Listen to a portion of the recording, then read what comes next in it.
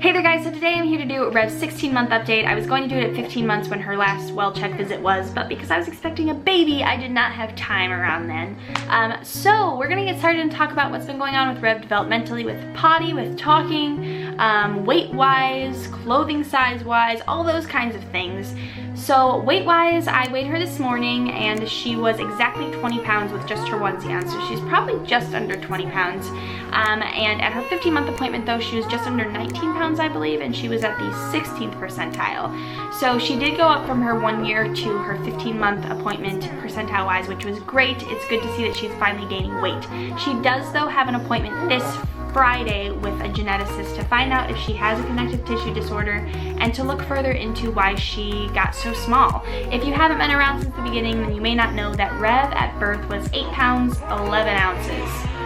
Oh, Ari is starting to stir. Rev was 8 pounds 11 ounces at birth. She was a big girl, and that's like 90th percentile or something like that for weight. And between then and her 1 year, she went down to the 4th percentile. They were never worried except around her 9-month about her weight loss because she very steadily lost it over the year.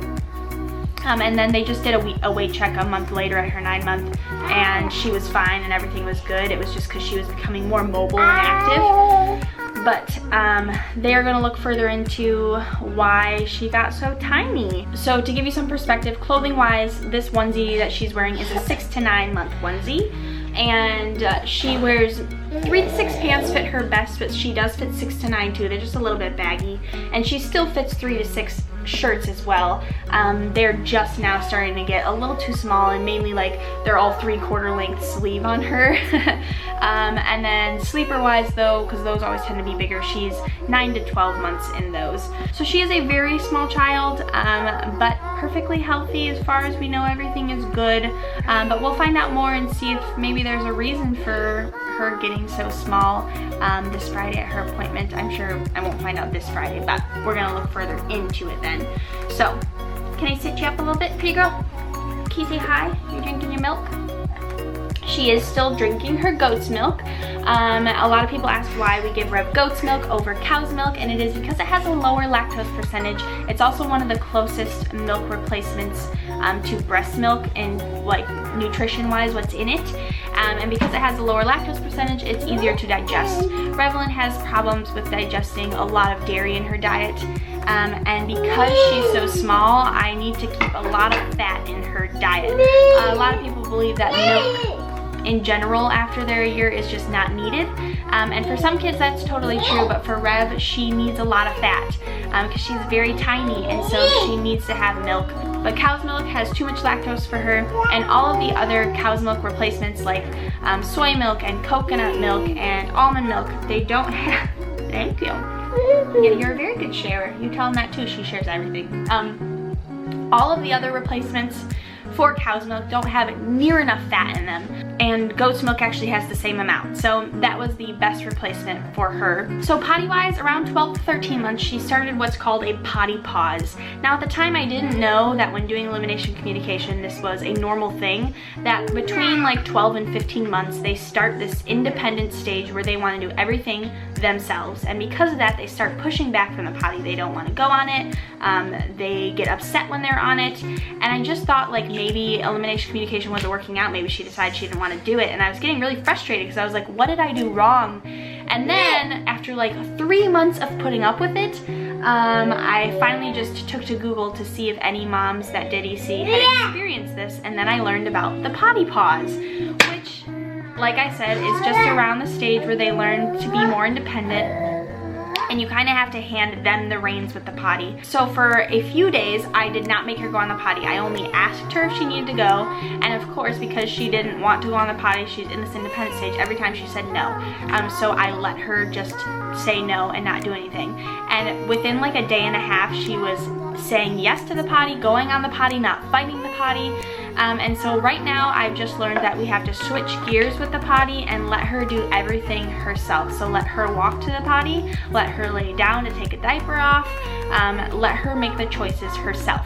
Now, in order to graduate her, as they say, there does take some traditional potty training in that, and the only reason I've put that off is because, particularly in this apartment, it's difficult to do having carpets and such. So to graduate her, I'm going to be just keeping her in regular underwear, but because we have so much carpet, it's hard to do that here. Now, we are going to be moving this week, and I will have the perfect setup to be able to do that with her. So, she will be graduated soon after. I have a 3-day span or like a weekend, and hopefully we'll be able to graduate Rev and she'll be fully potty trained, so we'll see. She has been doing really good at telling me she needs to poop. The only place she doesn't like to tell people or tell us she needs to poop is when we're at other people's houses, and that's a little frustrating, but at home she always will like run up to me, she'll grunt and just kind of look at me, and I'll go, you need to go potty? And she'll like say, and she'll run and book it for the bathroom, and then she'll go right away on the toilet. So she does really good at home on the potty. The only issues we have with her is when we are out at other people's houses. She is doing good though, she's still receptive to it, and I really wish that I had known about the potty pause. I just kind of thought like, she's fighting it, maybe she doesn't want to do this, I don't know, maybe I did something wrong, but I didn't do anything wrong, it's just a normal stage. So for speech, Rev'Lyn is very advanced in her speech. I actually stopped counting around like 40 words or something like that, just because at this age we only are supposed to know like up to 10 words or something. So at 40 I was like, okay, I'm done. And it got to a point where I was like behind and even figuring out and writing them down, because she got to a point where like every day she'd learn maybe 1 word or 2 words. So other random things that I've written down, like the body parts that she knows where her head is. Well, let's see if she'll do it. Can you show me where your head is? Where's your hair? Yeah, that's your hair. Where are your eyes? Where are your eyes? You don't want to show me your eyes? No. No? What about your mouth? Where's your mouth? You're not gonna do it, are you? No. No. Where's your mouth?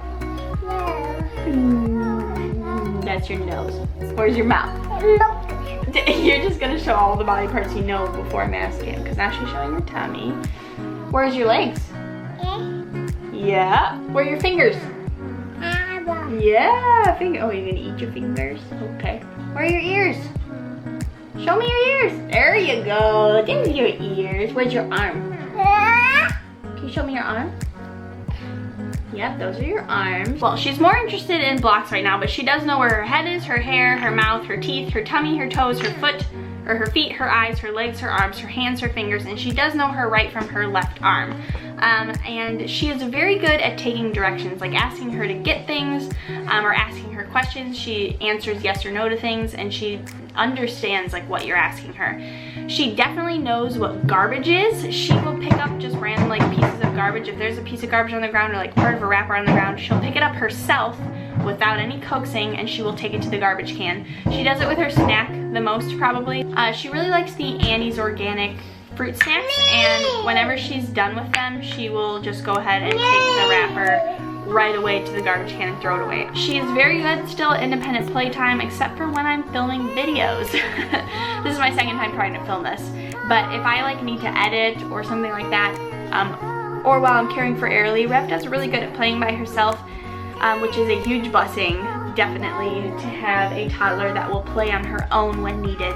But we really only do independent playtime during the day. At night, we have a lot more family playtime though. Rev'Lyn also has 3 things that she now needs to sleep with, and that is Hoot, her owl, her blankie, and a pillow. So we gave Rev a pillow probably about a month or 2 ago, maybe a month ago. And so she has just been loving sleeping with a pillow. And she has an obsession with this phone. That's the phone that we use for her. It's like it's just an old iPhone that we use for her music when she's sleeping.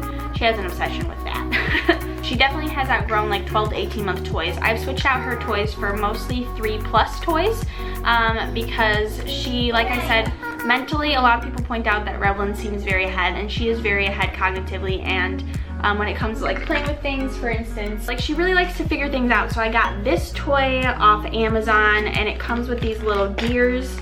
She obviously doesn't know how that, like the gear part of like if you put 2 together that they'll turn if you turn 1, but she likes to stick things in here, and actually she plays with Tinker Toys, and the Tinker Toys happen to fit in here, and she likes to stick those in here too. Oh, now she's gonna come play. You wanna come play? So most of her toys now though are 3+, at least the 3+ ones that I can find that are not going to be choking hazards, because she is still not even a 1.5 years yet, and she does like to chew on things still. She also really has an obsession with kitchen stuff. She loves playing with the kitchen things at church or when she is over at Mitch and Katie's. So that is something that I am going to be adding as soon as we move into the new house. She's going to get a lot more kitchen things. But actually one of our subscribers sent Rev this little like play food set that you could cut up with a knife, and she has been obsessed with that the last day, I think day and a half that it has been in the house. She just really likes to play with the play food and the play kitchen. That's probably what her biggest interests are right now, is just kind of putting things inside each other, so like Tinker Toys and such, and play food. She loves those things. She's starting to phase out her sign language somewhat, so like she barely ever signs all done anymore. She'll usually just say done, and more she says and signs it now. And then please though is something we've really been working on with her, and she now signs please quite a lot, and she started to say please as well. So that has been fun. We're trying to teach her to now say thank you, and instead of saying no, to say no thank you. So really it's just kind of working on manners with her when it comes to things, and teaching her that she can use her words and she doesn't need to have a temper tantrum over things. If she gets really, speaking of temper tantrums though, she does tend to have them in her car seat sometimes, and she hates diaper changes right now. So outside of the potty, if you try to just change her diaper anywhere, doesn't matter where you are, she just does not like sitting still. And she hates being in her car seat sometimes right now. But I find with her that if you just talk to her and ask her questions, she's perfectly fine. You just have to talk to her and just ask her things and let her answer you, whether it be babbling or actual words. That keeps her very calm. She just likes to talk to you. She does seem to maybe have some sensory issues regarding dog hair. So like if there's dog hair just on her clothes or something like that, she doesn't care. But if it gets stuck to her fingers, she will come running up to me whining like until I wash it off of her hands or wipe it off. And if this threshold right here between the dining area and the living room tends to get like little clumps of Levi's hair. He is part Pyrenees, so his dog hair is everywhere. That's kind of like an area that sometimes it will start to clump up.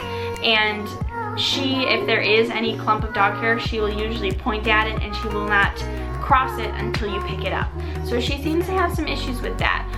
And other like kind of strange habits that she has is like when she's eating, if there's something on her plate that she doesn't want to eat, she doesn't want it near her. She doesn't want it on her plate. She doesn't want it on the high chair. She doesn't want it in arm's reach.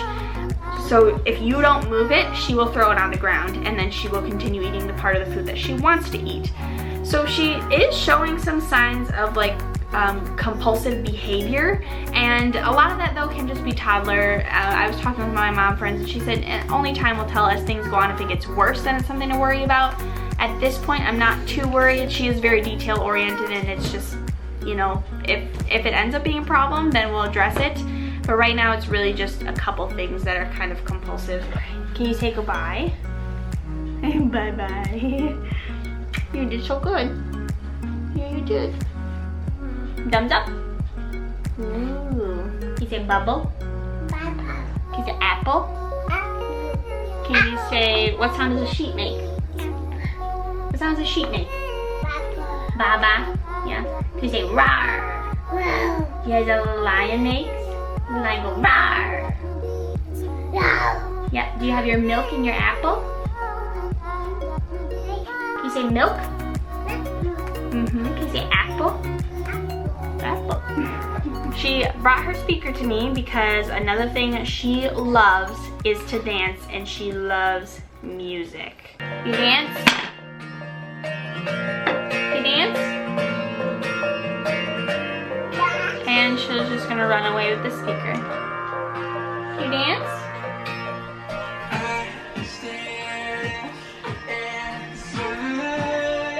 Come back over here. Rev. Are you dancing? Baby sister's waking up. Yeah, she's waking up. What? Well, with that, Arilee's awake, Rev'S dancing, so I'm gonna head out. Bye, guys. Hey, Arianna, you know what it says right here? Do not shake. All caps. Well, they should have put that on the cap. There were things floating in the bottom, so I was like, I must have to shake it. Yeah, I don't know. Oh, and it says right here, if you are pregnant or breastfeeding, please consult with your healthcare professional before consuming our products. I consulted with people. You definitely did not read anything on the bottle. I heard about